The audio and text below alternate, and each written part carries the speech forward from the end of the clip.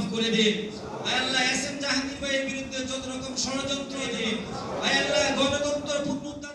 আমি শুধু বলতে চাই, কোন সন্ত্রাস, কোন কিশোর গ্যাং, কোন চাঁদাবাজ, কোন মাদকাসক্তি এগুলোর সাথে কোনো আপোষ করা যাবে না। আমাদের দলের কোন নেতা কর্মী যদি এগুলোর সাথে সম্পৃক্ত থাকে তার বিরুদ্ধে কঠোর ব্যবস্থা নেওয়া হবে এবং আগে বলেছি সাংগঠনিক ব্যবস্থা নেওয়া হবে এবং আমি নিজে বাদী হলে তাদের বিরুদ্ধে মামলা করব।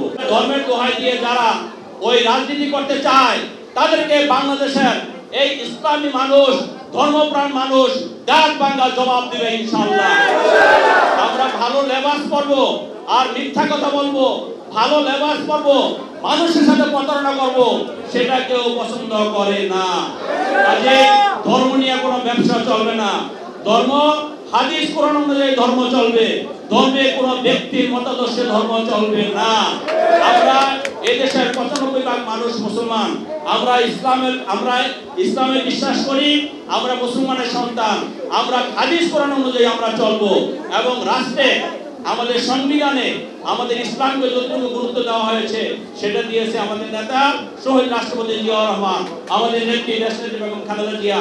কাজেই বিএনপি ইসলামী মূল্যবোধে বিশ্বাস করে এবং ইসলামী মানুষকে নিয়ে বিএনপি রাজনীতি করে। বিএনপির সাথে সেই ধর্মের দোহাই দিয়ে রাজনীতি করে সুবিধা করা যাবে না। প্রতিটা ইমানদার মানুষ বিএনপির সাথে সম্পৃক্ত, বিএনপিকে ভালোবাসে। ইনশাআল্লাহ আগামী নির্বাচনে সেটা আবারও প্রমাণ করবে। ফেসিবাদের কারণে অতীতে যে নির্বাচনগুলো হয়েছে সেখানে কেউ ভোট দিতে যেতে পারেনি। আপনারা 14 নির্বাচনে দেখেছেন, দিনের 14 নির্বাচনে 154টা আসন আগেই খুনি হাসিনা দখল করে নিয়েছিল। বিনা প্রতিদ্বন্দ্বিতায় নির্বাচিত হয়েছে। 18 নির্বাচন 30 ডিসেম্বরের নির্বাচন 29 ডিসেম্বর করে দিয়েছে।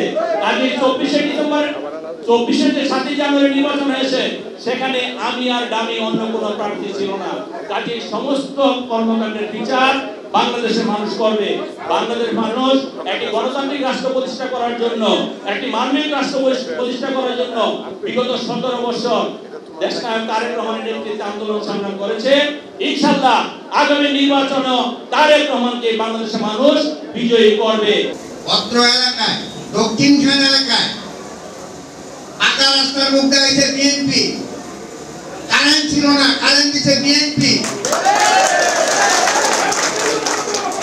আমরা এটা জানি।